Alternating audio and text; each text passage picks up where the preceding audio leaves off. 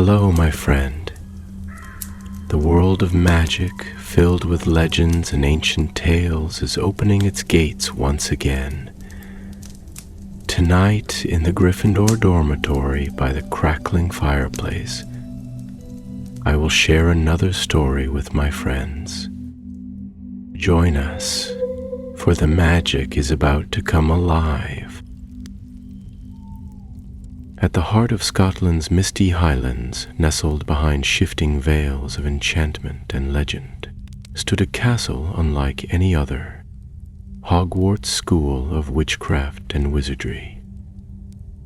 The towers soared above the glimmering lake, its windows flickering with candlelight. In its grand halls and shadowy corridors, whispers of magic stirred like the wind, ancient and alive. It was early autumn, and golden leaves skittered across the courtyards like gossiping fairies. The start of term bustle had faded into routine, and the 4 house tables in the great hall gleamed under charmed lanterns suspended like stars. But tonight, something was different. Excitement rippled through the hall like a spell passed from wand to wand. Professor McGonagall, standing at the staff table with her usual composed air, tapped her goblet with a silver spoon. The chattering students fell into a curious hush. Even Peeves the poltergeist, who had been zipping above the tables with a stack of mashed potatoes, froze mid-schlite. "This year," McGonagall began, her sharp voice echoing across the chamber, "we shall revive an old tradition long absent from our school, a house dueling tournament. Not between all 4 houses, no. This year's contest shall be between Gryffindor and Slytherin." Gasps and murmurs filled the air. Eyes darted across the hall toward tables clad in scarlet and emerald. Rivalry between the 2 houses was as old as Hogwarts itself, fierce, fiery, and sometimes dangerous. "The tournament will take place over the next 2 weeks," she continued, her gaze scanning the students. "Each house shall select 5 duelists. These students will compete in a series of magical duels and challenges, both skillful and strategic. The winner shall earn 100 points for their house, and the admiration of all." Cheers erupted from the Gryffindor table. The Slytherins exchanged confident smirks. And somewhere in the middle, among second years whispering nervously and 7th years plotting their domination, sat a 3rd-year girl named Alina Fairbairn. Alina had coppery curls that never quite behaved, a determined chin, and a slightly oversized wand she'd inherited from her aunt. She was not the loudest in class, nor the boldest in the common room, but she had something else, heart. And heart, though not as flashy as a Patronus or as elegant as a levitation charm, had a way of shaping magic in its own quiet power. Beside her, her friend Theo looked skeptical. "You're not thinking of signing up, are you?" Alina blinked. "Why wouldn't I?" He tilted his head. "Because you've only just stopped turning hedgehogs into footstools during Transfiguration. That's why." "I didn't mean to," she hissed. "And I fixed it." A hush swept over Gryffindor table once more as Professor McGonagall lifted her hand. "Names will be submitted by tomorrow evening. The first duel begins in 3 days' time." As the feast resumed, chatter turned to strategy. Who would compete? The Gryffindors had plenty of skilled students. Anna Goldworthy, the prefect with her perfect shield charms. Ben Travers, who'd once knocked over a troll statue with a single jinx. But as Alina looked around, she felt a quiet tug in her chest. Something about the announcement stirred her. Not ambition, not glory. Something else, a sense that she needed to do this. She found herself standing in front of the bulletin board in the Gryffindor common room that night, the firelight warming her back. Her hand hesitated, then reached for a quill. Before she could second-guess herself, she scrawled her name beneath the others. To Alina Fairbairn. Far below, in the shadowed dungeons of Slytherin, another name was being added to the list. A fourth year with a jagged smirk and hair black as coal dipped his quill with the practiced ease of someone born into power. Cassian Flint. His older brother had left a legacy of cunning and chaos, and Cassian was eager to prove himself more than just an echo. He smirked at the parchment. Let's give the Gryffindors a show they won't forget. 3 days later, the dueling arena was unveiled. It had once been a disused courtyard, but now it gleamed under a glass dome conjured by the professors. Stone pillars rimmed the edges, each etched with protective enchantments. Charms shimmered across the ground to prevent lasting harm, and rising from the center, hovering just above the dueling circle, was the tournament crest. 2 crossed wands, 1 gold, 1 silver. Alina stood at the edge of the circle, her heart thudding. She wore Gryffindor's red and gold dueling robe, wand clutched tightly in her hand. Across from her stood her first opponent, a tall Slytherin 5th year, with narrowed eyes and a crooked grin. Madame Hooch blew her whistle, and the first duel began. Sparks exploded, shields burst like soap bubbles. The air rang with the cries of incantations. Expelliarmus, Protego, Rictu Sempra. Alina ducked, rolled, deflected, stumbled. Her opponent was faster, but she was clever, using the angles of the stone pillars, rebounding spells, adjusting with instincts that surprised even her. With one final flick, she sent a jolt of stupefy directly through a narrow crack in his shield charm. He dropped, harmlessly stunned. The crowd erupted. Alina blinked, panting. She'd won. But far from the cheers and triumph, deep below the arena floor, something stirred. Behind an old tapestry, in a tunnel long sealed and long forgotten, an ancient stone began to pulse with light. It had waited centuries in silence, buried beneath the school's foundations. But now, awakened by the clash of magic above, it trembled, hungry for power. And it had just begun to feed. By the next morning, Alina Fairbairn's name had become the whisper of the hour in the Gryffindor common room. 3rd year or not, she had held her ground, outwitted a 5th year, and walked away with her wand still firmly in hand. For all the chatter and congratulations, Alina hardly knew how to feel. She was pleased, of course, but her hand still trembled faintly from the rush of it, the crackle of dueling magic still fresh in her memory. She found a quiet moment by the window after breakfast, where the golden light spilled across the worn stone sill. The wind outside tugged gently at the curtains, and far below, students crossed the courtyard on their way to classes. It was peaceful, at least for the moment. "Your duel was impressive," said a voice behind her. She turned to find Professor Flitwick balancing a teetering stack of scrolls under one arm. His kind eyes twinkled behind tiny spectacles. "Oh, thank you, Professor," she said, her cheeks going warm. "I must say, it's been some time since I've seen such intuitive spell work from a 3rd year. You let the duel come to you. That's a rare instinct." Alina smiled shyly. "I just didn't want to get hexed," Flitwick chuckled. "A sound motivation. But keep an eye on your surroundings. The arena's enchantments are designed to be neutral, but even so, magical interference isn't unheard of." Alina frowned. "Magical interference?" He hesitated a moment, then waved a small hand. "Likely nothing. Old wards can be fussy under strain.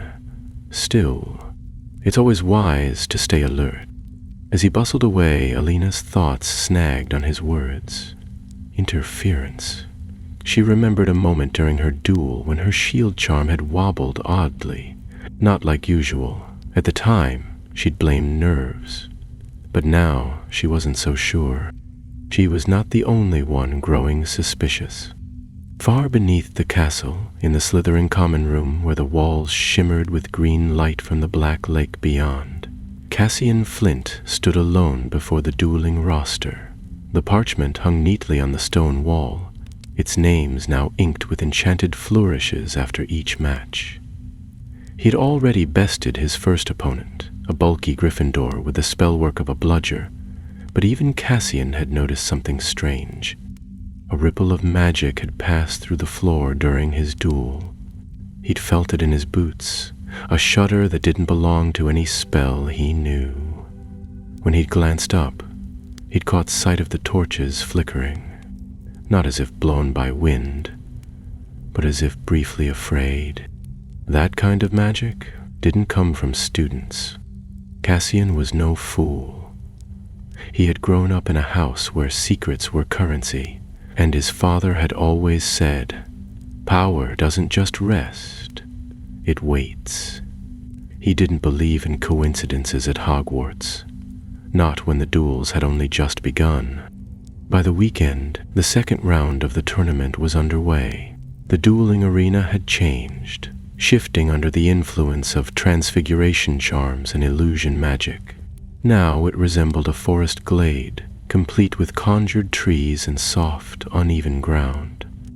The goal, Madame Hooch explained, was not only to duel, but to adapt.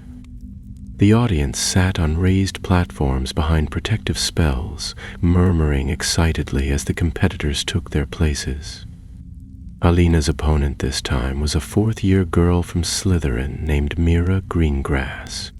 Slim, pale, and cool as frost, Mira moved like she was walking through a dream, her wand trailing light with every practiced flick.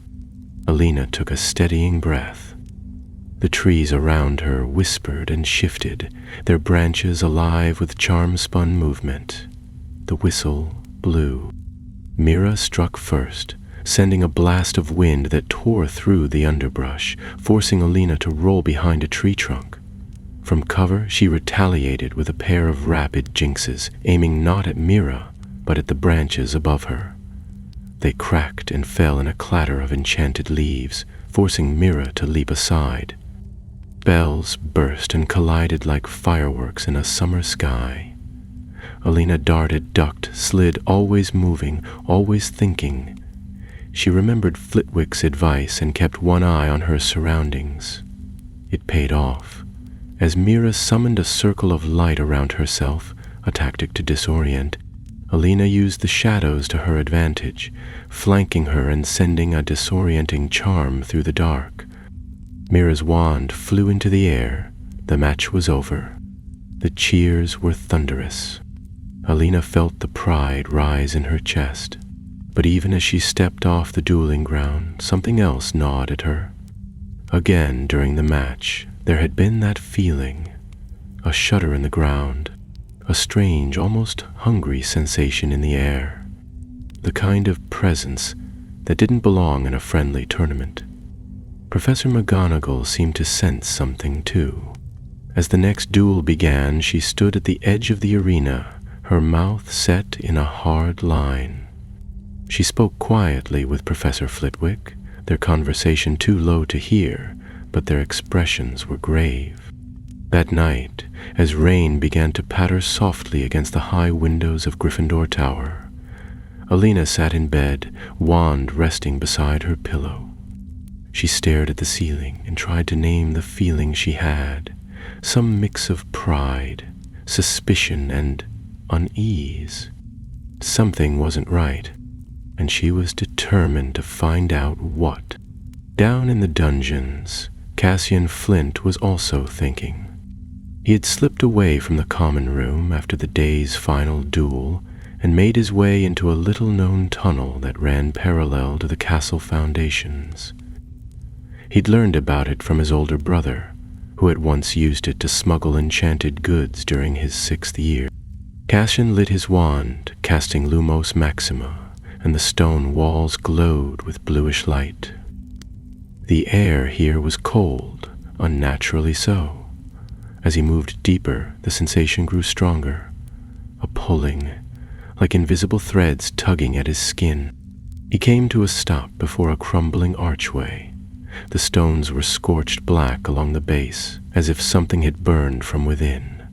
A single rune, old and nearly worn away, glowed faintly on the wall.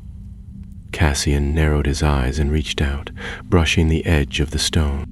The rune flared. A deep, pulsing hum filled the passage. Cassian stumbled back, his heart thudding. He recognized the type of magic now. It was ancient, raw, and dangerous.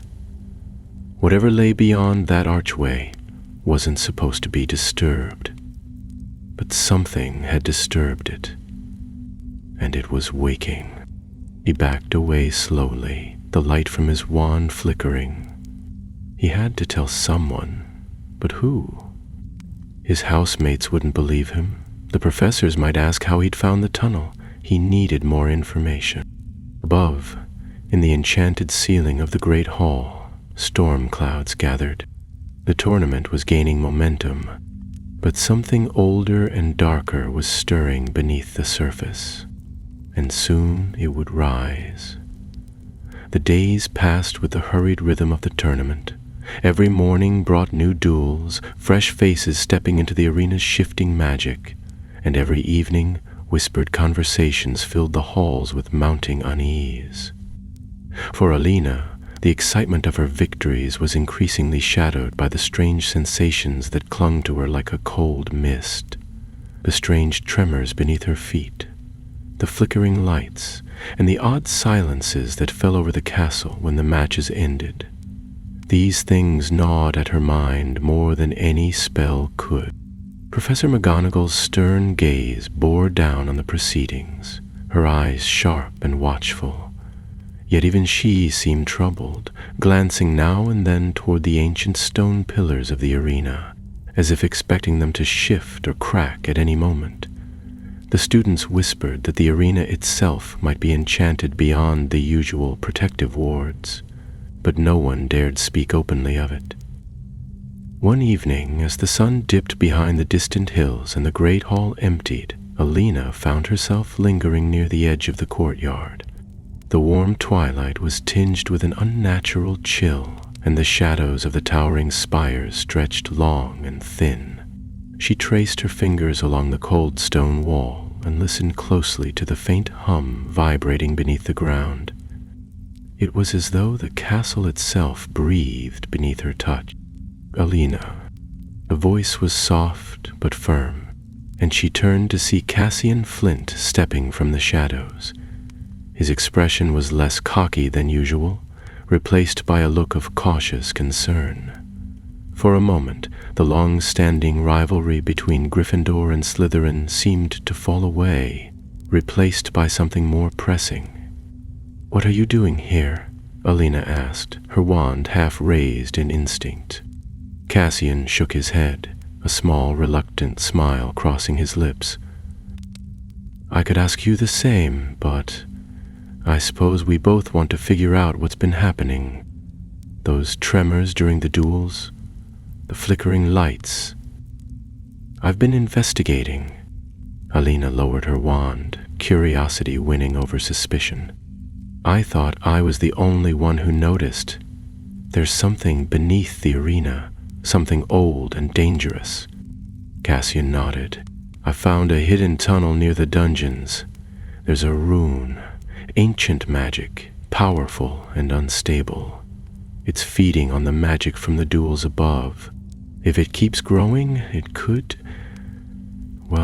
destroy the arena, maybe worse." The weight of his words settled between them like a heavy fog. The tournament, meant to bring pride and honor, had unwittingly awakened something ancient and restless beneath Hogwarts. "Then we have to stop it," Alina said, her voice steady despite the knot in her stomach. "But how?" Cassian's eyes gleamed with resolve. "We need to work together, Gryffindor and Slytherin for once. We can't let this ruin everything." The alliance was uneasy but necessary.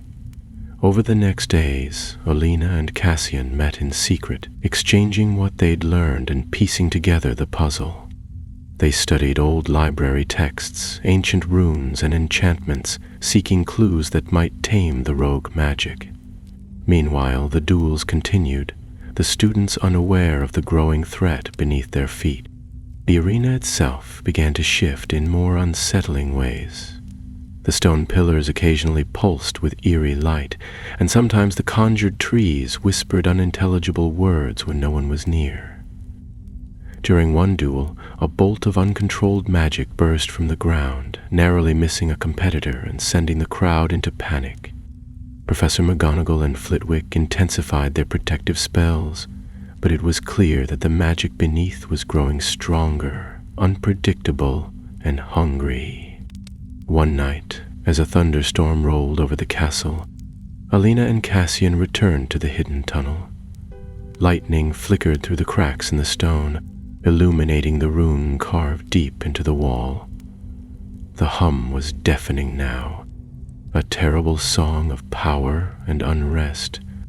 "We have to seal it," Cassian said grimly, "but to do that we need a strong focus, a combined spell, one that draws on both our magic. It won't be easy." Alina clenched her wand tighter. "We don't have a choice. We stop this now, or the whole tournament, and maybe the school, could be destroyed." Together they prepared the ritual, weaving charms and incantations from memory and instinct. Their voices intertwined, the words ancient and potent, filled with the hope and courage of two houses set aside for a greater cause. As the final words left their lips, the rune flared violently, sending a shockwave of magic through the tunnel. The ground trembled, and the air thickened with raw power. But slowly, the pulsing light began to dim, the hum fading to a low, peaceful murmur. When the last glow vanished, silence settled like a calm sea. Alina and Cassian looked at one another, breathless but victorious. The threat had been contained, for now. The tournament resumed, but with a new understanding. Rivalries were put aside, and cooperation became the true magic of the day. And though the duels would continue, so too would the wary watchfulness for the unseen dangers lurking beneath the surface. For at Hogwarts, even victory often carried the seed of new adventures. The morning after the sealing ritual, Alina awoke to the steady drumming of rain against the tower windows and the low crackle of the fireplace in the Gryffindor common room. The clouds outside hung low and heavy, cloaking the grounds in a gray mist that curled around the towers and crept across the lawn like ghostly fingers. She sat in the warm light for a while, quietly watching the droplets streak down the glass. Her muscles ached from the previous night, her mind still heavy with the effort of the magic she and Cassian had wielded together. She wasn't sure what had been more exhausting, the power of the spell itself, or the knowledge that they had kept something dangerous from spiraling into disaster. Downstairs, the common room was quieter than usual, the whispers more subdued. Word of the strange incident during the previous duel, the burst of uncontrolled energy, the way the platform had cracked beneath one of the students, had spread quickly. While no one knew the full cause, the professors had doubled the enchantments surrounding the arena, and there were murmurs that the rest of the tournament might be delayed or even cancelled altogether. But Professor McGonagall, in her usual steadfast manner, addressed the student body at breakfast with a calm tone, an unshakable presence. The protective enchantments have been reinforced, and the source of the magical disturbance has been identified and neutralized. The tournament will continue, but with heightened supervision and greater caution. Students are advised to avoid wandering near the arena outside of scheduled events. There was a murmur of discontent from the Slytherin table, but McGonagall raised an eyebrow and that was the end of it. The duels would go on. Alina caught Cassian's eye from across the great hall. He gave her the smallest nod, not one of friendship exactly, but of shared knowledge, a quiet acknowledgement of what they'd done beneath the castle, and of the secret they now carried together. Later that day, as Alina walked through the corridor near the charms classroom, she found herself joined by Anna Goldworthy, the Gryffindor prefect known for her precise wand work and even more precise opinions. "You've done well in the tournament," Anna said as they climbed the stairs together. "There are first years already quoting your last duel like it's some famous battle out of Hogwarts history. I half expect the portraits to start painting it." Alina flushed. "I'm just trying not to get hexed." Anna gave a small smile. "That's the right attitude. But be careful. Something's not quite right about all this. I've felt it too. It's more than just magical backfire. It's like the castle is reacting to something it hasn't seen in a long time." Alina hesitated. She hadn't told anyone except Cassian what they'd found. The knowledge felt too dangerous, too raw to spread around carelessly. But hearing Anna say it aloud only confirmed her own suspicions, that whatever had been sealed away, it hadn't been fully gone, just dormant. That evening brought the semi-final rounds of the tournament. The arena had once again transformed, this time into a shifting labyrinth of stone and ivy, with archways that moved subtly when no one was looking, and staircases that led to nowhere. Each duel would begin in a different section of the maze, with students forced to navigate as well as cast spells. Cassian faced his opponent first, a tall, sixth-year Gryffindor named Davin Roscoe, who had a reputation for casting without hesitation. The match was fast and fierce, sparks bouncing off the enchanted walls as the two circled one another like wolves. Cassian was quick, slippery in the way only a Slytherin could be, ducking behind pillars and casting from angles most would miss. But Davin had strength behind his spells, and for a moment it seemed he might overpower Cassian by sheer force. Then Cassian did something unexpected.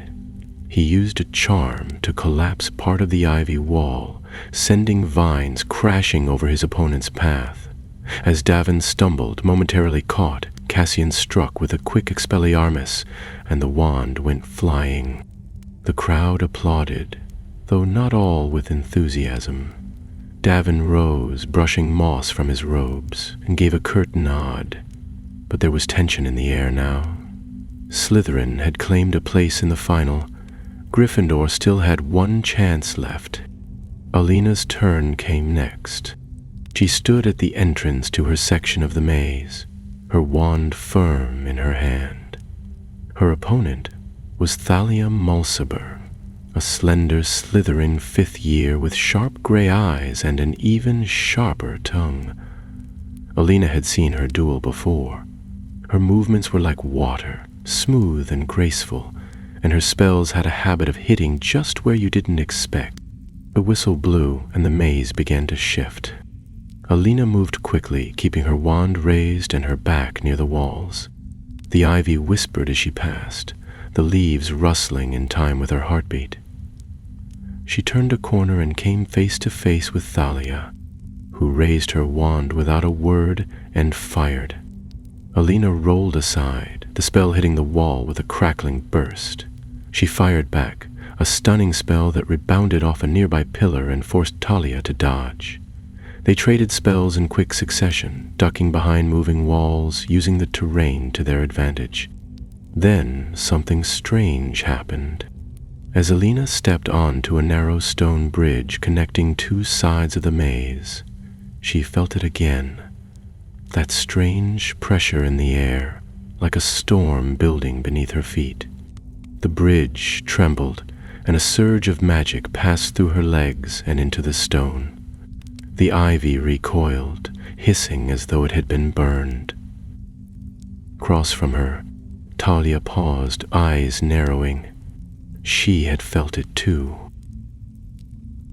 Neither girl spoke. Instead, they continued their duel with renewed urgency, each trying to end the match before the instability grew worse.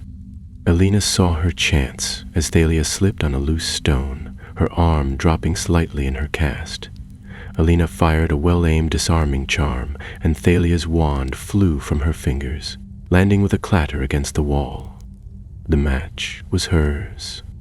The applause that followed was tinged with confusion. Several professors had noticed the bridge's shimmer, the way the vines recoiled. Professor Flitwick and McGonagall exchanged tight-lipped glances, and even Snape, watching from the far side, seemed more alert than usual. Alina stepped off the arena floor and let the roar of the crowd wash over her. But her thoughts were already turning to what came next. She and Cassian would face each other in the final, Gryffindor versus Slytherin, just as the tournament had been promised. But they both knew the real battle had already begun.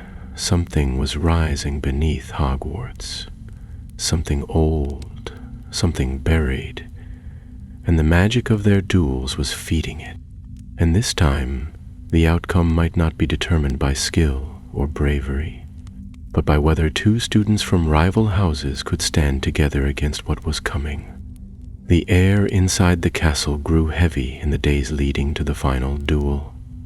It wasn't just the weather, though the skies remained iron gray and the rain fell in long silent sheets. It was something in the magic itself, as if the very walls of Hogwarts were listening, always whispered when no one was near, and candles flickered to life before anyone entered a room.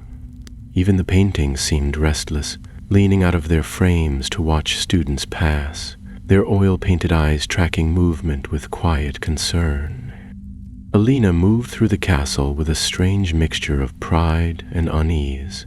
She had won her place in the final, earned her way through 2 duels, and proven to her house, and to herself, that she was capable. But the joy of success was tempered by the knowledge of what lay beneath the arena, sealed for now, but not silent. She had not spoken with Cassian since their meeting in the tunnel, though they had exchanged brief glances in passing, nods that conveyed both recognition and restraint. It was understood between them that nothing could be said aloud, not with so many eyes and ears about. The professors had grown more watchful as well. McGonagall no longer sat at meals for long, and Flitwick had begun arriving late to class, often with scrolls tucked hastily beneath his robes and his brow furrowed in thought. Even Professor Snape, who had shown only mild interest in the tournament at first, now observed the duels with a narrowed gaze, as though trying to pierce through something none of them could see. In the Gryffindor common room, talk of the final match filled every corner. Some cheered loudly for Alina, boasting that she would humiliate Cassian in front of the whole school. Others were less certain, warning that Slytherins played a long game, and that Cassian in particular was not one to underestimate. Alina ignored it as best she could. She had more important things to worry about than who was placing bets on her chances. One night, 2 evenings before the final, she sat by the fire reading through a borrowed book on protective enchantments. She had almost dozed off when she heard a rustle behind her. Turning, she saw Anna Goldworthy standing nearby, arms crossed, her prefect badge catching the light. "You're planning something," Anna said without preamble. "Something more than just spells and counterspells." Alina sat up straighter. "I don't know what you mean." Anna lowered her voice. "I saw you after the second duel, and Cassian, you looked like you'd just returned from a war. Don't treat me like a first year. I know the look of someone carrying too much." Alina hesitated. Trust did not come easily in Hogwarts, not across houses, not when magic and legacy and reputation all weighed heavily on every word spoken. But Anna was not just a prefect. She was thoughtful, clever and fair, and she had always looked out for her own. "There's something under the arena," Alina said finally. "Cassian and we found it. An ancient rune buried in the foundation. It's been feeding on the magic from the tournament. We sealed it, we think, but it's not gone, just sleeping." Anna didn't speak at once. Her expression remained unreadable for a moment. Then she sat down beside Alina and opened the book in her lap. "Then let's make sure it stays asleep," she said calmly. "You're not facing this alone." The final duel was scheduled for Saturday evening. The enchanted arena was set to undergo one final transformation, a culmination of every magical trial the students had faced thus far. Professor McGonagall made the announcement with quiet formality, her voice carrying across the great hall. "The duel between Cassian Flint of Slytherin and Alina Fairbairn of Gryffindor will take place in a closed arena," she said. "Due to the complexity of the enchantments and recent disturbances, only students from 3rd year and above will attend, and protective measures will be doubled. The arena will be observed by faculty from all houses." A stir of murmurs followed the news. First years groaned while older students whispered predictions and strategies. Some were disappointed by the reduced audience, others relieved. Alina, however, felt only the growing weight of what was coming. She had prepared not only for the duel itself, but for what might happen if the sealed magic broke free again. Together with Anna, she had woven a fail-safe charm into her robes, a tether that would connect her spellwork to a hidden warding circle drawn in an unused chamber beneath the arena. It was an old charm, difficult and unstable, but Flitwick had once taught it to 7th years preparing for their defense against the dark arts and NE words, and Anna had remembered enough of it to help her recreate it. When Saturday arrived, the castle was hushed from the early morning. Meals were quieter than usual, students subdued, voices low. The professors moved like shadows between halls. By the time evening came and the enchanted torches lit themselves with solemn gold and blue flames, the castle felt more like a temple than a school. The arena, when Alina arrived, had become something altogether different. It no longer resembled a forest or a labyrinth. Instead, it was a wide circle of silver sand, ringed by silent, floating torches. Above them, a dome of enchanted sky reflected the twilight outside, dark clouds moving slowly across a canvas of stars. The dueling platform in the center pulsed gently with runes, new ones laid by the professors as additional safeguards. Cassian stood on the far side, his Slytherin robes immaculate, his wand already in hand. His expression was unreadable, but his eyes met hers with a quiet intensity that told her everything. He was ready, not just for the duel, but for what might come after. Professor McGonagall stepped into the center, with her wand raised. "You will duel according to traditional rules. No unforgivable curses, no physical contact, no magical creatures. Victory is awarded when one duelist is disarmed, incapacitated, or concedes. Begin when the whistle sounds." She stepped back. A long silence followed. Then the whistle blew. Cassian moved first, firing a blasting charm that struck the sand and sent a cloud of dust swirling. Alina ducked aside and retaliated with a shield charm that shimmered with Gryffindor gold. Sparks flew as spells collided in mid-air, and the crowd on the raised platform leaned forward, eyes wide.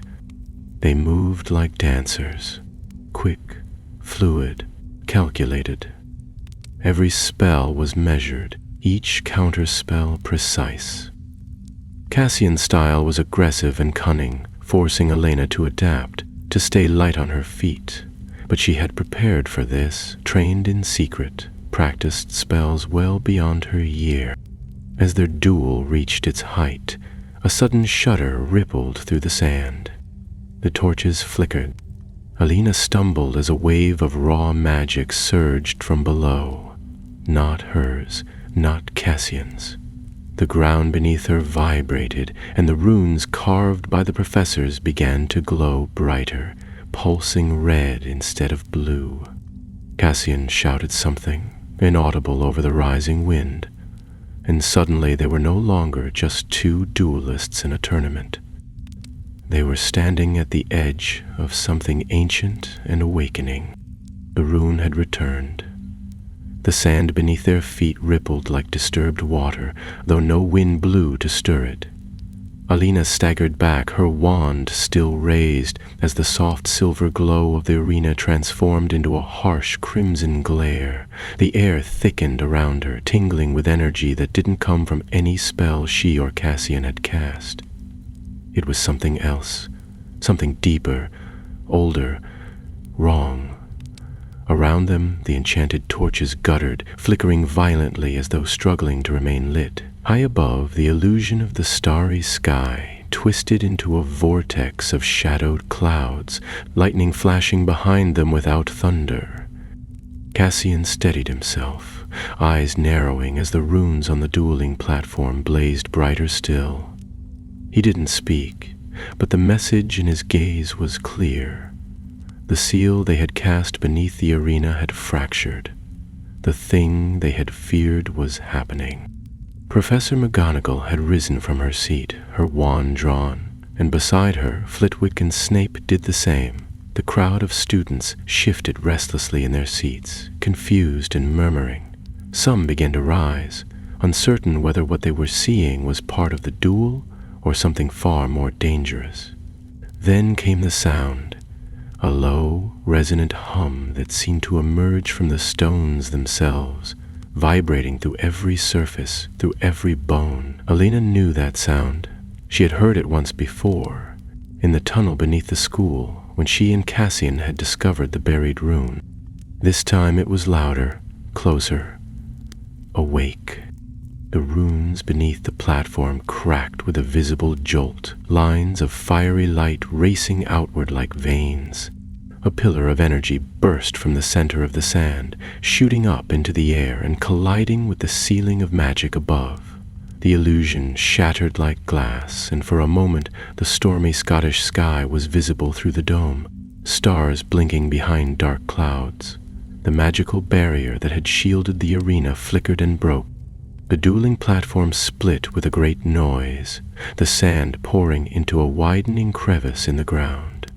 From the depths of that opening came a new light, not the warm gleam of fire, nor the cold shimmer of starlight, but a deep, unnatural red, pulsing like a heartbeat. Something was rising, slowly, inexorably, from beneath the earth. Cassian moved first. With a burst of speed, he crossed the shifting sand and seized Alina's wrist. We have to reinforce the seal now, before it finishes coming through. She didn't hesitate. Their rivalry had no place here. She ran beside him as they made for the center of the platform, dodging falling stones and stray arcs of wild magic. The air crackled with it, untamed and chaotic. All around them, professors began casting protective spells over the audience, shielding the students behind glittering barriers of light and force. At the heart of the broken dueling circle, the crack in the earth yawned wide. Carved into the stone just beneath the surface were the same symbols Alina had seen in the hidden tunnel, ancient runes etched by forgotten hands. Some glowed with dull red fire, others with a sickly green. The center of the pattern pulsed with a swirling mass of energy, and above it hovered a shape, still half-formed, shrouded in mist and smoke. Cassian dropped to one knee beside the glowing circle, wand in hand, and began to chant. His voice was steady but low, a series of syllables in a language Alina didn't recognize but somehow understood. It was the counterspell, drawn from the texts they had studied in secret, the words that could draw the magic inward and force it back into dormancy. Alina joined him, her voice shaking at first, then growing stronger. Together their wands traced the shape of the sealing charm in the air, an hourglass with a line through its center, symbolizing time stilled and power bound. The energy resisted them, swirling outward like a storm trying to escape, but their magic held fast, forming a shell around the exposed rune. Just as the final word was spoken, the shape in the smoke struck the barrier they had formed. A flash of light exploded across the arena, blinding and fierce, and Alina was thrown backward onto the sand. Her ears rang, her skin stung with the heat of the blast, but as she pushed herself up, coughing through the haze, she saw it. The crack had sealed again. The light had vanished. The runes, while still glowing faintly, had dimmed. She turned her head and saw Cassian, sprawled beside her, dazed but conscious. He sat up slowly, brushing grit from his face. "It worked," he said hoarsely. "For now." Professor McGonagall reached them moments later, her robes billowing, her wand still drawn, and her expression unreadable. She looked from Alina to Cassian, then to the barely visible remains of the rune circle beneath the disturbed sand. Around them the arena was in ruins, cracked stone, overturned platforms, scorched ivy, all bearing witness to the battle that had nearly broken through the school's very foundations. "Explain," she said, her voice calm but hard as steel. And so they did. There was no use hiding it now, no point in evasion. Alina told her everything. How they had discovered the source of the tremors, the rune, the awakening presence, and the steps they had taken to seal it. Cassian filled in what she could not, describing the tunnel, the ancient magic, and the threat it posed to everyone within the castle. As they spoke, McGonagall's face remained impassive. Only when they had finished did she give a slow nod. "You were reckless," she said, "but you may have saved us all." Behind her, Flitwick and Snape approached, the former looking deeply troubled, the latter inscrutable as always. Snape's dark eyes lingered on the place where the magic had burst through, then flicked to Cassian and Alina. "We will speak of this again," he said in his usual silken tone, "in detail. For now, you're to be escorted to the hospital wing. Madame Pomfrey will see to your injuries. But the duel," Alina began. "There is no duel," McGonagall said. "The tournament is concluded." There were no cheers, no applause, only silence, broken by the sound of rain on stone and the distant echo of retreating footsteps. As they were led away from the ruined arena, Alina looked back one last time. The runes were still there, faint but present, as though etched not into stone, but into memory. She had come to prove herself in a tournament of skill and rivalry. Instead, she had found something far greater and far more dangerous. And somewhere deep beneath the castle, the ancient presence, though sealed once more, slept restlessly, waiting. The hospital wing smelled of potions and lavender polish. Rain pattered steadily against the tall windows, and the candles floating near the ceiling flickered gently in the draught that whispered in from the stone corridors beyond. Alina lay beneath a thick wool blanket, her arms sore and her head wrapped in a dull ache, the kind that follows prolonged spellwork. Across from her, Cassian occupied the bed nearest to the window, his left shoulder bandaged and faint bruises blossoming across his cheek. Madame Pomfrey had bustled in and out, muttering to herself about foolish children and stubborn professors, applying salves and draughts with brisk efficiency. She had finally disappeared behind her office door, leaving the ward quiet save for the rhythmic ticking of a brass clock above the fireplace. Neither Alina nor Cassian spoke for some time. The storm outside had lessened, the rumble of thunder fading to a low growl on the horizon, but the tension in the air lingered. Alina turned her head slightly on the pillow and looked at him. "You all right?" Cassian, who had been staring out the window with a far-off expression, gave a slow nod. "A few singed nerves, but I'll live. You?" "Just tired," she said softly. "It's a different kind of tired, the kind that starts somewhere deep."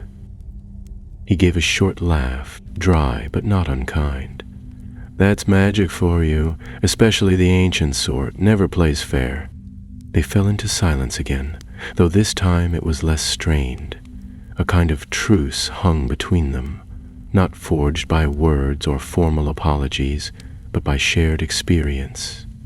They had stood together against something beyond textbooks and classroom duels, something that had tasted the edges of freedom and had to be forced back with more than just wands.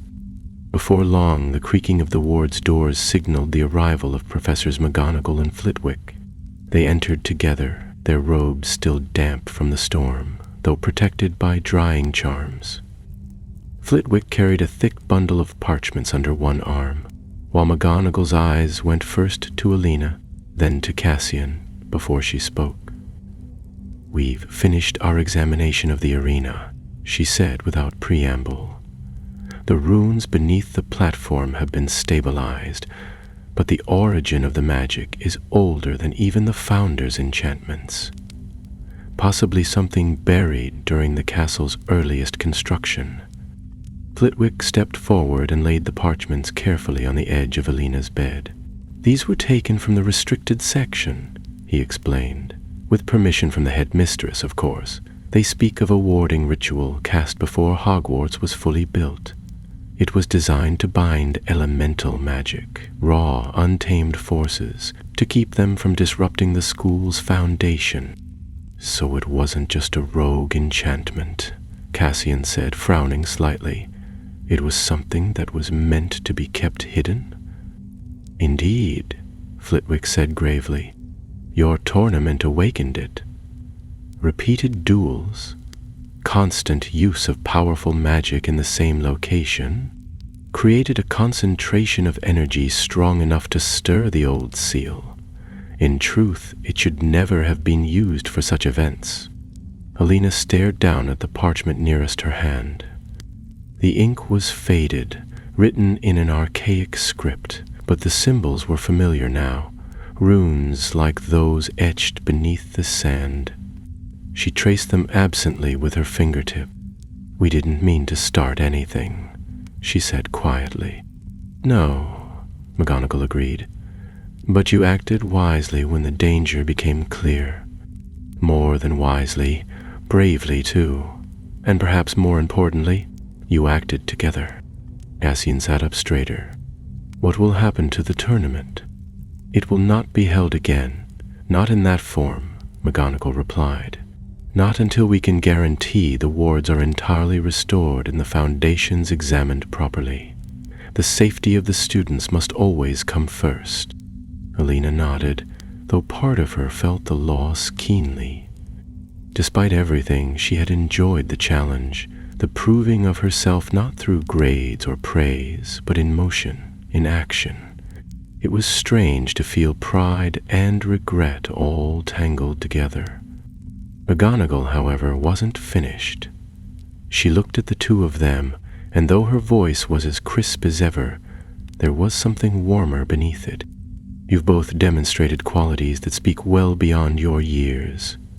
I believe the school owes you a debt of thanks, even if most of your classmates will never know exactly what transpired beneath their feet.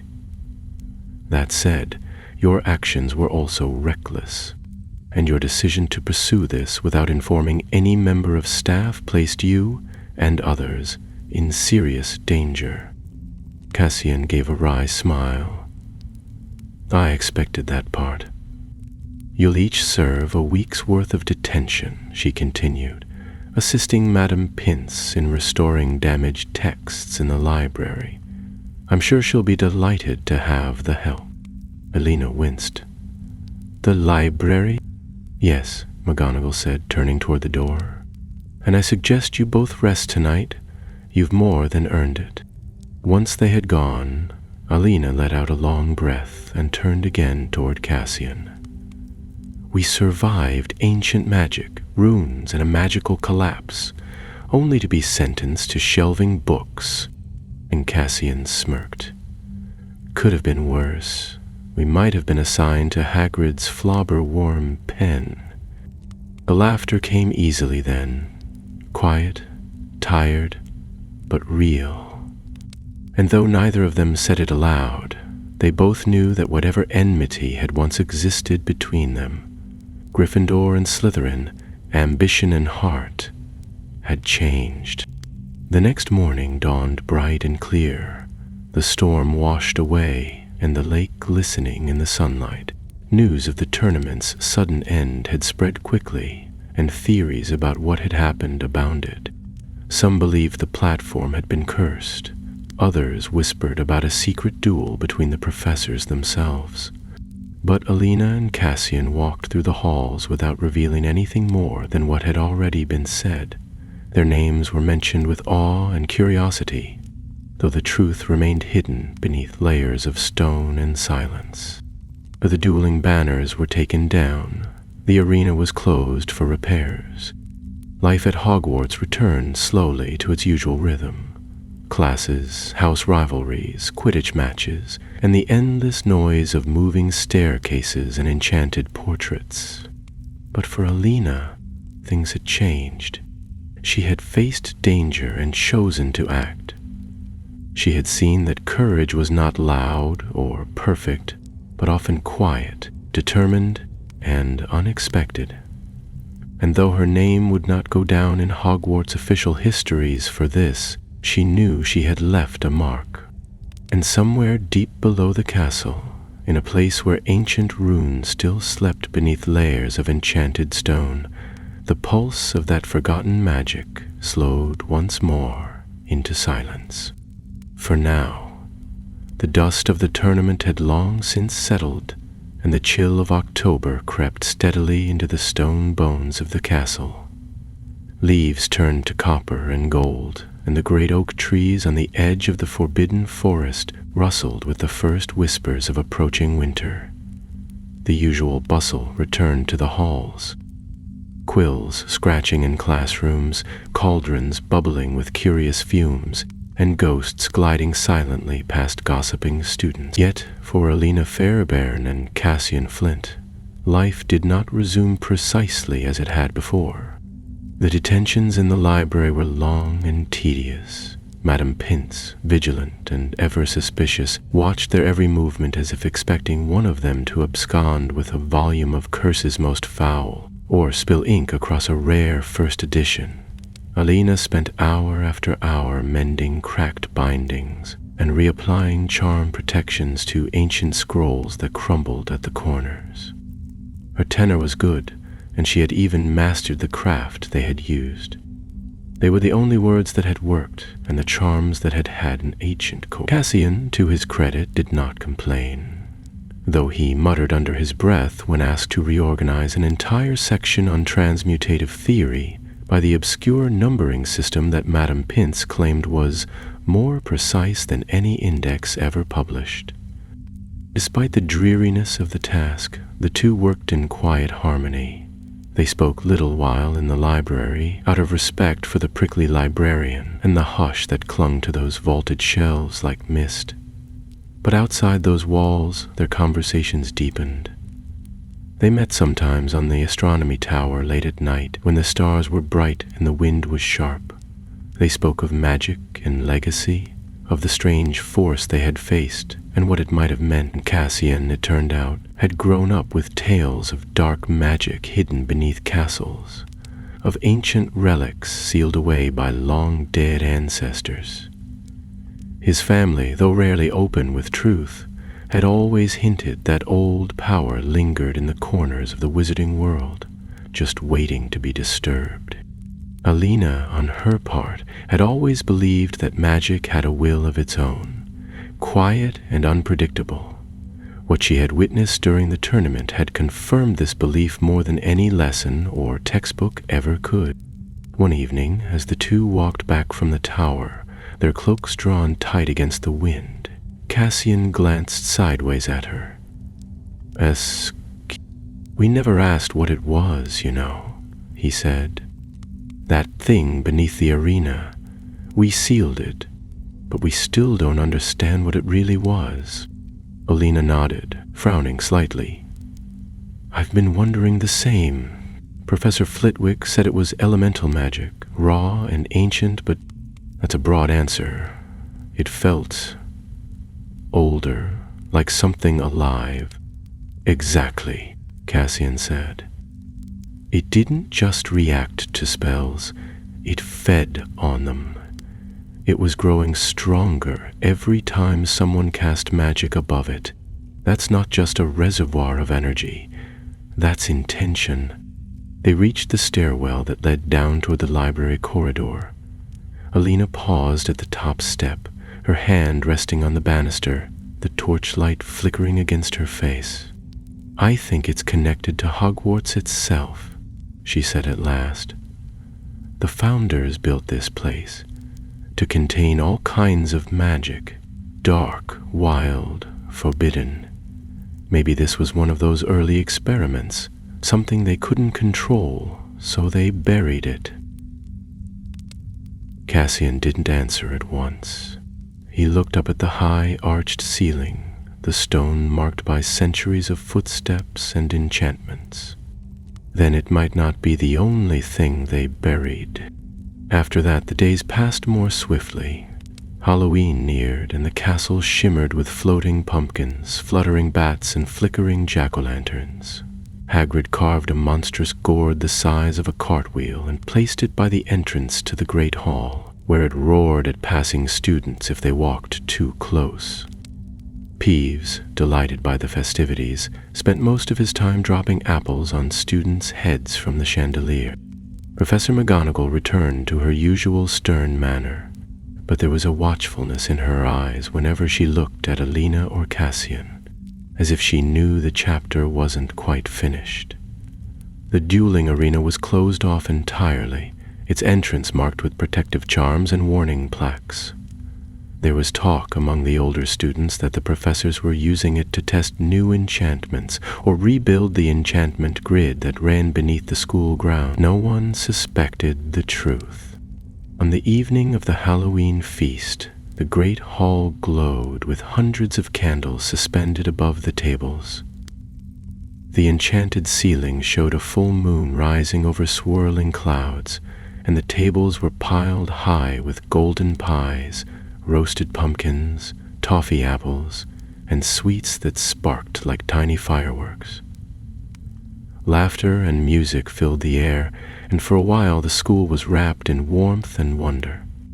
Alina sat between Theo and Anna, both of whom had insisted she not spend the evening holed up in the library. She was halfway through a bowl of treacle pudding when she noticed Cassian standing near the Slytherin table, talking quietly with a younger student.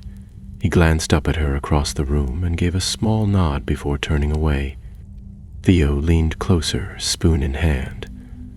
"You're not planning on joining the Slytherins, are you?" Alina rolled her eyes. "He's not so terrible." Theo said, looking skeptical. "That's exactly what someone under a Slytherin's influence would say." She laughed, and for the first time in days, it felt easy. Whatever had passed between them during the tournament had changed more than just their understanding of magic. It had forced them to see past the names stitched onto their robes and into the kind of strength that couldn't be sorted by a hat. Later that night, as the feast ended and students trickled out beneath the watchful gaze of the professors, Alina lingered behind. The hall grew quieter, the candles dimmed, and only a handful of teachers remained near the staff table. She walked to the center of the room and looked up at the ceiling, at the painted stars and drifting clouds. The magic here was steady, ancient, and familiar, but it was not the only magic in Hogwarts. Somewhere beneath her feet, hidden beyond stone and ward, something else still slept, and though the danger had passed, The silence it left behind was a reminder. The castle was more than towers and staircases and portraits. It was a living thing, and it remembered. The first frost came in the night. By morning, a thin silver sheen coated the grass across the Hogwarts grounds, and the black lake steamed faintly as the sun crept over the hills. The castle windows glittered with ice along the edges, and students pulled on scarves and mittens, enchanted to resist the cold. The warmth of the Halloween feast lingered only in memory as lessons resumed their usual rhythm, though whispers of the tournament's abrupt end continued to flit through the halls like restless ghosts. Alina had returned to her classes, her attention split between parchment and thought. Though the professors never mentioned it openly, there was a shift in how some of them regarded her now. Professor Flitwick often gave her quiet nods in class, and even the ever-prickly Professor Snape had ceased making his usual sharp remarks when she raised her hand during potions. It wasn't praise, not exactly, but a kind of acknowledgement, a silent understanding that she had passed a test most students never even knew existed. One morning, during defense against the dark arts, Professor Sinistra, who had taken over the subject while Professor Lupin was away, led them through a practical exercise on protective wards. The classroom had been transfigured into a wide, echoing space, lined with shields and magical barriers, the floor marked with chalk runes. Alina worked steadily, weaving her charm through the sequence they'd learned, but her mind wandered. She kept thinking about the rune beneath the arena, its pulse, its hunger, and the way it had responded to magic. It had felt like a door, not just a seal, and doors, no matter how tightly closed, could open again. After class, she stayed behind, pretending to gather her books more slowly than necessary. "Professor," she asked at last, "have you ever read anything about magical sites reacting to dueling magic? Not just absorbing spells, but changing because of them?" Sinistra gave her a curious look. "The theory exists. It's been observed that sites of intense magical activity, battlefields for instance, can develop a kind of echo. Magic leaves impressions, especially if cast in great quantity or under emotional strain. Why do you ask?" "I read something," Alina said carefully, "about places that absorb too much magic and change." Sinistra's expression grew thoughtful.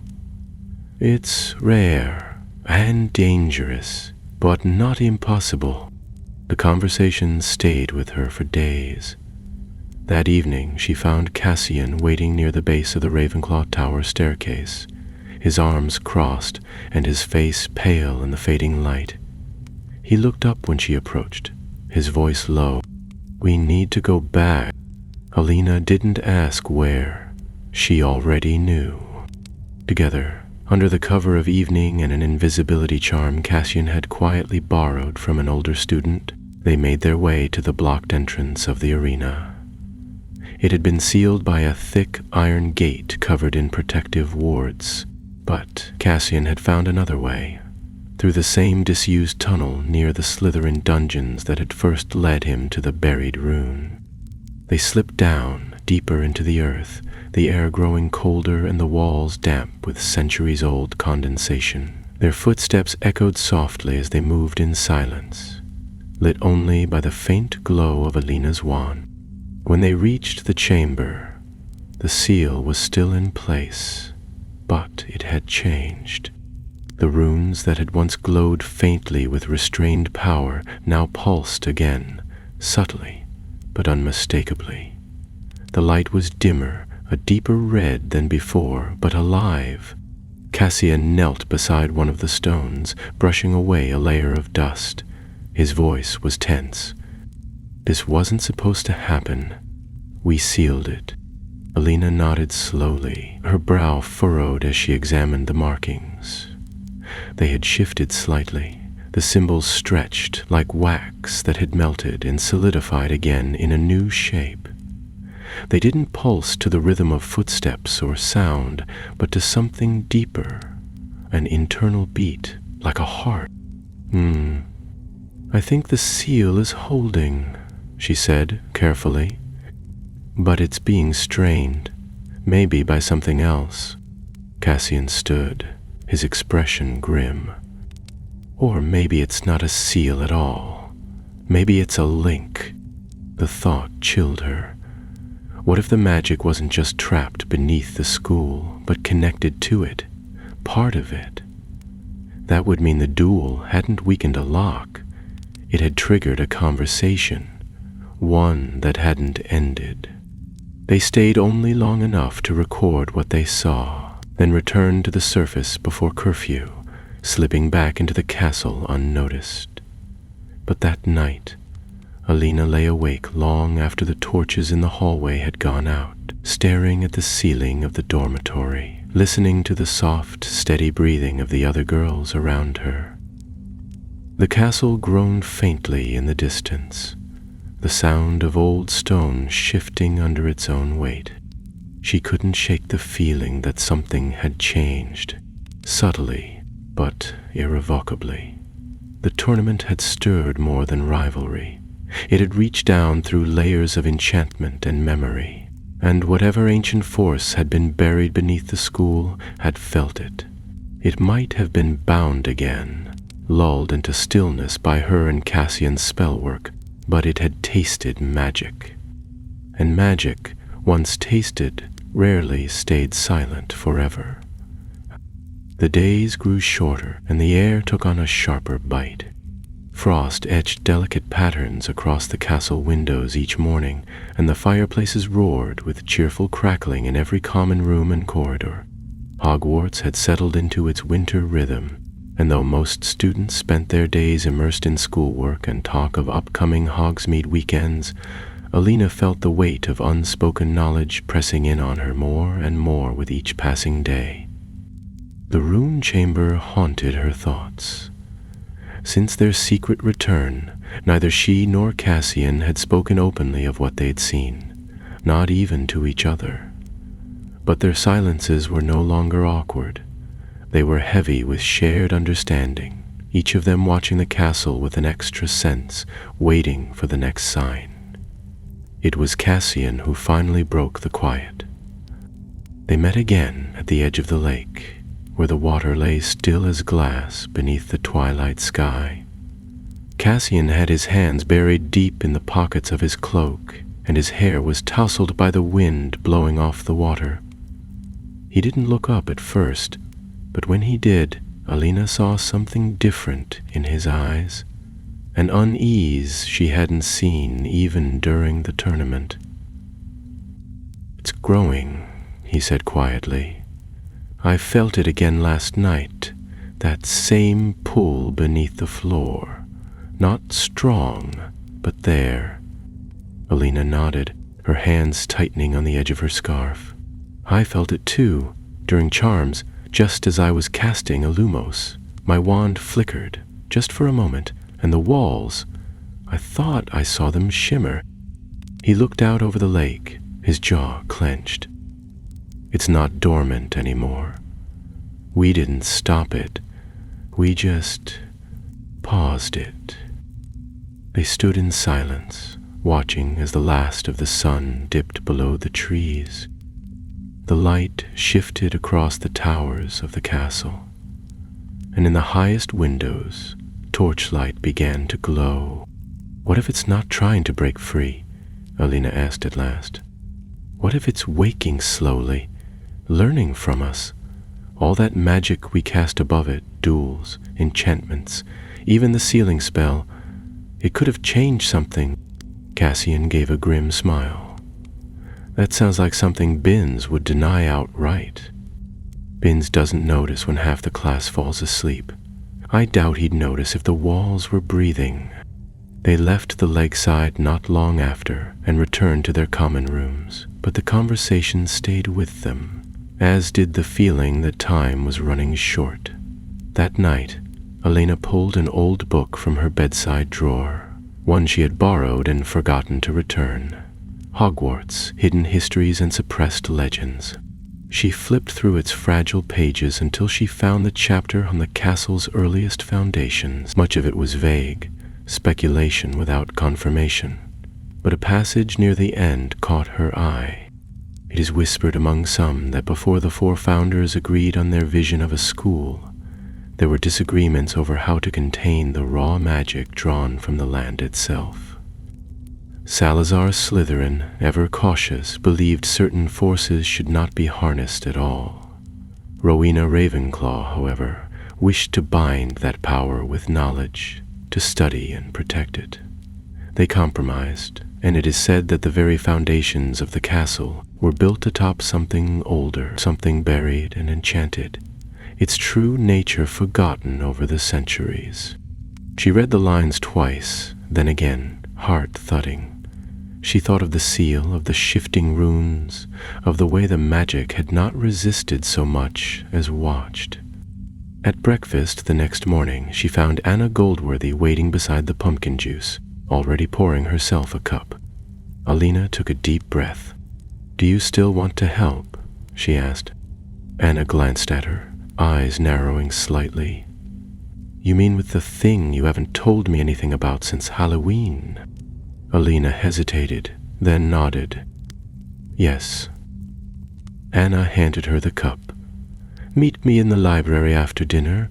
I'll bring parchment and a map of the castle." True to her word, Anna was already waiting when Alina arrived that evening.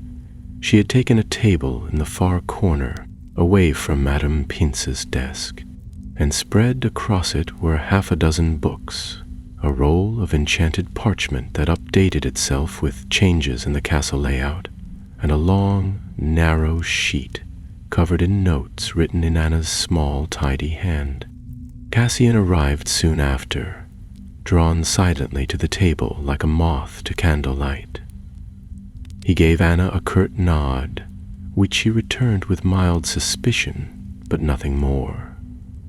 Alina filled them both in on what she had read, and Anna, to her credit, didn't interrupt once.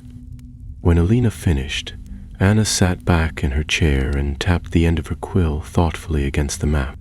"So," she said at last, "if the magic is connected to the castle's foundation, then it might not be limited to just the arena. It could be everywhere." Cassian frowned. "You're saying there might be other seals, other runes like the one we found?" Anna nodded. "Or at least pressure points, magical structures that are absorbing or reacting to the magic being used above them. If we can find those places, we might understand what we're really dealing with." They worked late into the evening, tracing old architectural sketches, cross-referencing them with recent classroom incidents, magical surges, and stories from students. It was slow, meticulous work, but patterns began to emerge. Strange shifts in the air near the North Tower, odd echoes in the Charms corridor, reports of staircases reversing direction without cause. They circled half a dozen areas on the map. "We need to check these in person," Cassian said quietly. "If we can find another rune, or even part of the same system, we'll know for certain." Alina agreed, but the task ahead was daunting. Exploring restricted areas of the castle was not only difficult, but dangerous. Still, the risk of doing nothing was greater. They had already seen what happened when the magic stirred, and the next time, it might not be content to remain beneath their feet. As they packed away their notes, Alina looked around the library, at the high shelves and the moonlight streaming through the tall windows, and felt again the deep, slow beat of something ancient beneath the castle. It was not evil, not yet, but it was waiting, and she feared what it might become if they failed to understand it in time. Their investigations began in the quiet hours when the castle slumbered. Under the veil of night and the soft glow of their wand tips, Alina, Cassian, and Anna slipped through halls that echoed with the distant creaks of old stone and the occasional murmuring portrait. They carried with them a copy of the updated castle map, enchanted by Anna to show magical interference in real time, a charm she had learned from an older Ravenclaw who had once used it to track Peeves. It was imperfect, often flickering or giving false readings near moving staircases, but it had proven useful in their first 2 searches. The astronomy tower yielded nothing, no trace of runes or ancient inscriptions, though the air near the stairwell had felt strangely heavy. In the disused corridor outside the old divination classroom, however, Anna had noticed something odd. The stone there was smoother than elsewhere, as though worn by time or magic, and the torches along the walls sputtered when any of them came too close, even though no breeze stirred the air. Cassian tapped one of the bricks lightly with his wand and frowned as it gave a muted, metallic thrum beneath his hand. Not quite a vibration, but something that lived deeper than the surface. "It's reacting to our presence," he murmured. "Or maybe to our magic." Alina examined the stones more closely, her fingers brushing lightly along the carved edge of a torch bracket. There, hidden among the decorative flourishes, was a small symbol, an arrow curving inward, very like the ones on the seal beneath the arena, though far less pronounced. It was barely visible, smoothed nearly to nothing by centuries of air and time, but it was there. They didn't disturb it, not yet. Anna copied the marking carefully onto her parchment, and they moved on, marking the corridor as another pressure point. By the end of the week, they had identified 4 such places, each different but bound by the same quiet presence. The walls were warmer or colder than expected, the magic in the air more tense, and always the feeling of being watched. Not by a person, but by the castle itself. By the 2nd Saturday in November, they were exhausted. Their days passed in a blur of lessons, meals, and secret planning, and each night brought new discoveries, though few answers.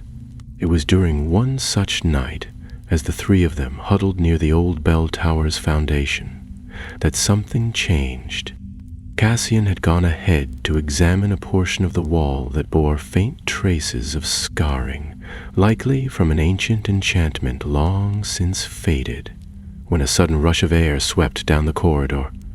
It was not cold nor warm, but unnatural, as if the space around them had inhaled. Alina felt it too. Her hand flew to her wand, her heart beginning to hammer as the torches lining the corridor flared suddenly, burning twice as bright for the briefest moment before returning to their usual glow. Cassian turned sharply, his eyes wide. "Did you feel that?" "Yes," Anna said at once, her voice tight. "It's close, too close." They backed away together, watching the corridor carefully, but nothing more happened. The magic had shifted, no longer sleeping but stirring, as though it had noticed their presence and chosen not to act. Not yet. Back in the safety of the library, they pored over their findings. Anna laid out her sketches, spreading them across the long table, each bearing runes, inscriptions, and the notes of sensations they had experienced. They clustered together, lines of magic slowly emerging between the marked points. Cassian drew them out in chalk on the stone floor, connecting each location like stars in a constellation. "It's not random," he said finally, stepping back. "It's a pattern." Alina leaned forward, frowning as she studied the shape. "A warding circle?" Anna shook her head slowly. "No, it's too fractured. A circle would be whole, complete. This is broken, like something that was once whole and has been disrupted. Or like something trying to become whole again," Cassian muttered. They all looked at each other. A cold silence followed. If the castle's ancient foundations had once held something back, and that something had spread through these points over the years, then they were no longer dealing with a single seal beneath the arena.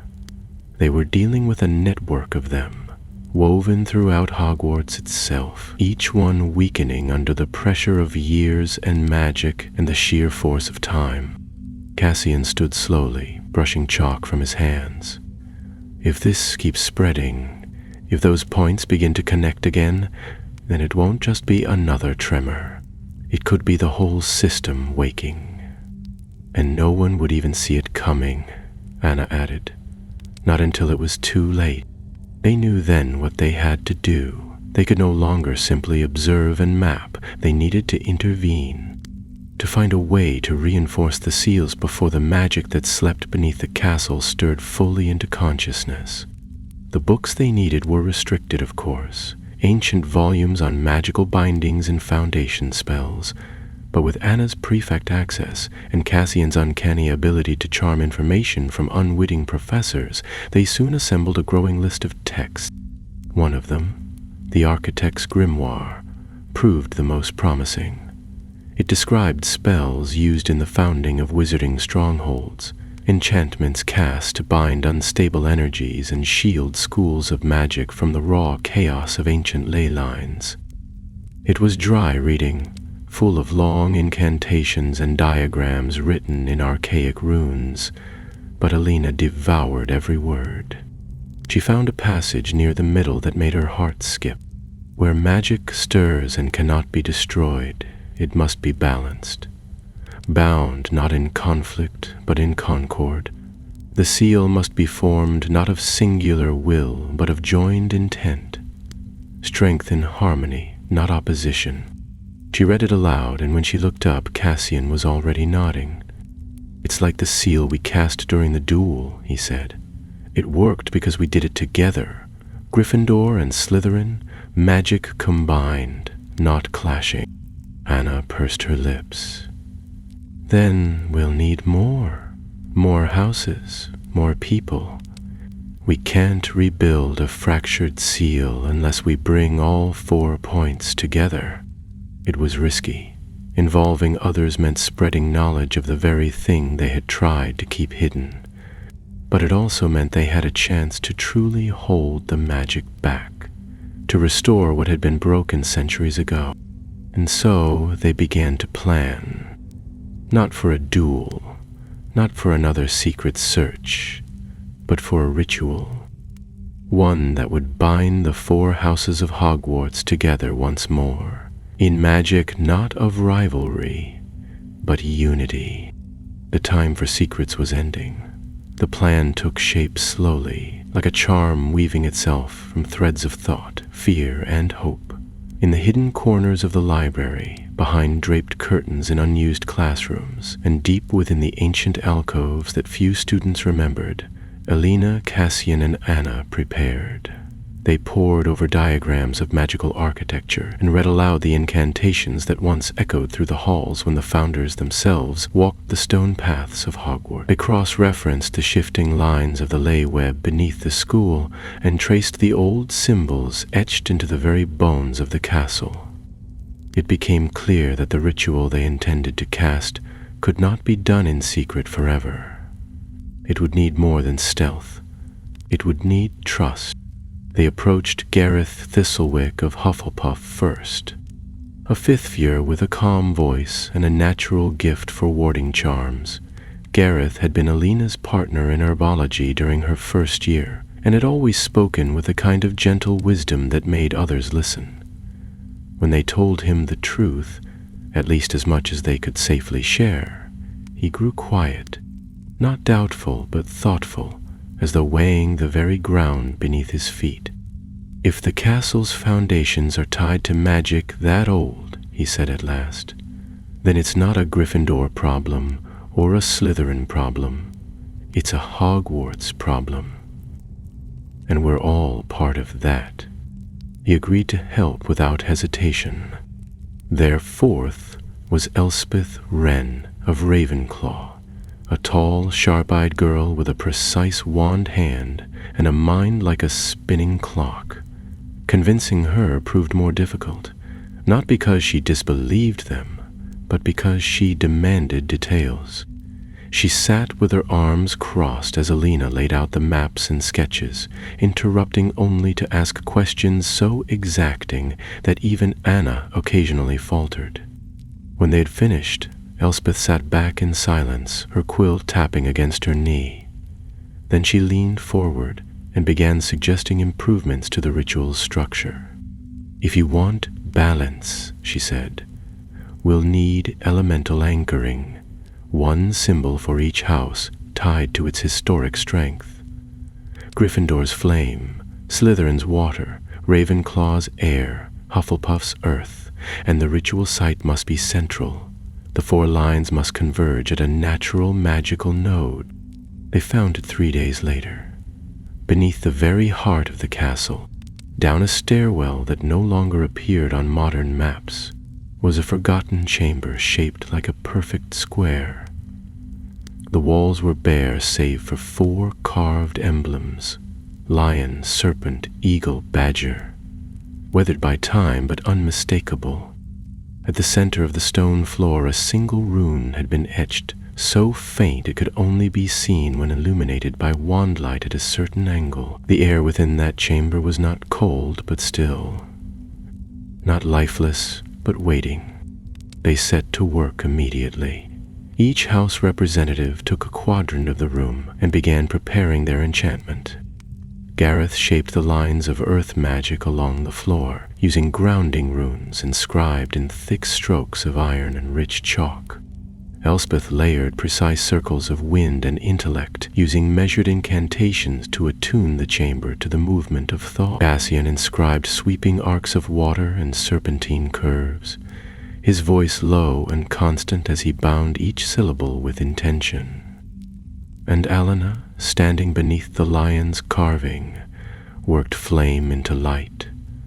Not heat, but will, weaving courage into the shape of fire. When they finished, the 4 patterns converged at the center, forming an unbroken sigil pulsing gently with power. Alina felt at first that tremor beneath her boots, subtle and steady, the same hum she had once heard during the tournament. But this time it was not hungry, it was listening. They began the ritual as twilight fell. Each of them stepped forward to their respective symbol, holding wands high. Elspeth gave the first word, a syllable in an old tongue long buried by time. Cassian followed, then Gareth, then Alina. The incantation wound its way through the chamber like a thread of melody, growing in resonance, neither loud nor soft, but whole. The floor began to glow as the lines between the emblems sparked with energy. The central rune flared, not red this time, but gold. As the spell reached its peak, each student cast their magic inward, releasing it into the lines. The chamber trembled. A gust of wind swept through, followed by a deep sound like the groan of stone shifting under centuries of weight. The floor beneath the rune cracked slightly, not in collapse, but in revelation. A new symbol emerged, rising from beneath the dust. A circle enclosing the 4 house emblems, all bound together by a 5th symbol in the middle, a star. The light surged once, blinding and pure, and then sank into the floor. Silence returned, and with it, peace. No tremor, no hum, only the quiet certainty that something had settled. Something ancient at last was still. When they emerged from the chamber, dawn was breaking. The first rays of light stretched across the sky, painting the turrets of Hogwarts in gold and rose. The 4 of them stood for a moment in the open courtyard, each quietly thinking of what they had done, not for glory, not for points, not even for house pride, but because it had been right. They returned to their common rooms without words, carrying the secret between them like a shared wand. In the days that followed, the castle grew quiet again. No more tremors. No more flickering torches or strange magic pulsing through the walls. Even the arena, still closed and under repair, no longer gave off that faint echo of unrest. No one else knew, not truly. Rumors continued, of course, of secret magic and ancient runes, of strange lights and closed chambers, but the truth remained with those who had stood together at the heart of the school. Alina went back to her studies, her friendships, and her quiet seat near the window in the Gryffindor common room. She still practiced dueling, still read late into the night, but she carried with her something new, not the memory of victory, but of unity, of 4 students from 4 different houses doing what their founders had once done, setting aside difference for the sake of something greater. And deep beneath the stones of Hogwarts, bound by will and word, the magic that had once stirred in silence now slumbered once more, cradled not in chains, but in balance.